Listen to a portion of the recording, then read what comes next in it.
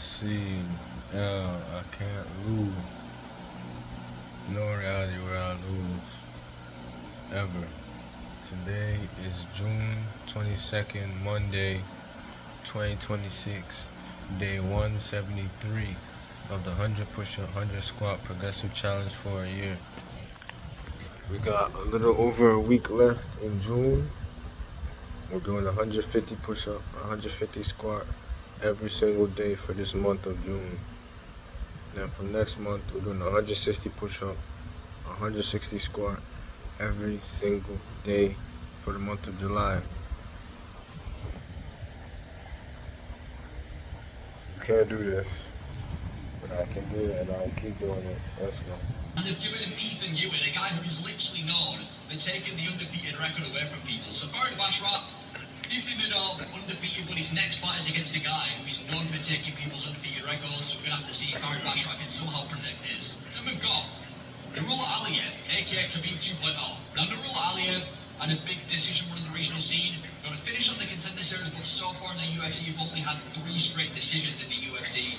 And similar to Farid Basharat, this is why instead of getting somebody in the top 15 at this point, he's still having to fight down in the rankings against somebody like Mike Davis. So Nurullah Aliyev, still undefeated, 11-0, bit of a control grappler, but he's still yet to lose a fight in the UFC. But then again, he still hasn't really had a step up in the UFC either. Then we've got Mario Pinto at 12-0.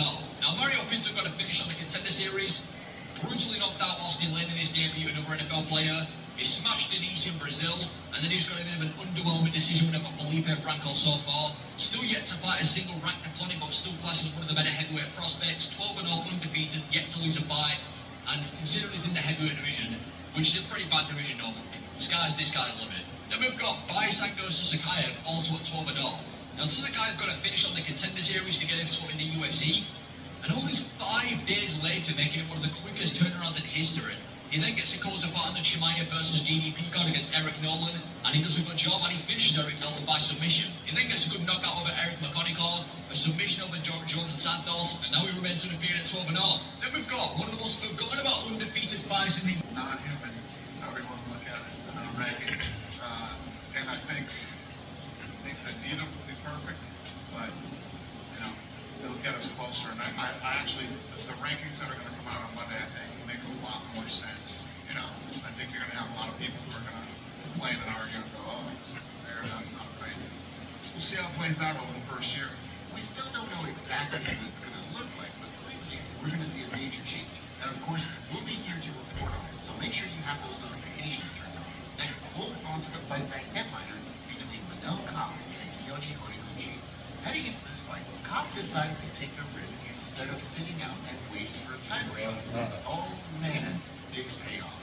Not only did Kape roll in with the win, but he did it in impressive fashion. He ended up wobbling Horiguchi halfway through the round before finishing him with a series of punches to secure the TKO victory. This was huge, especially considering Kape was down on 2 of the judges' scorecards. With this win, Kape is now pretty much guaranteed himself the next title shot.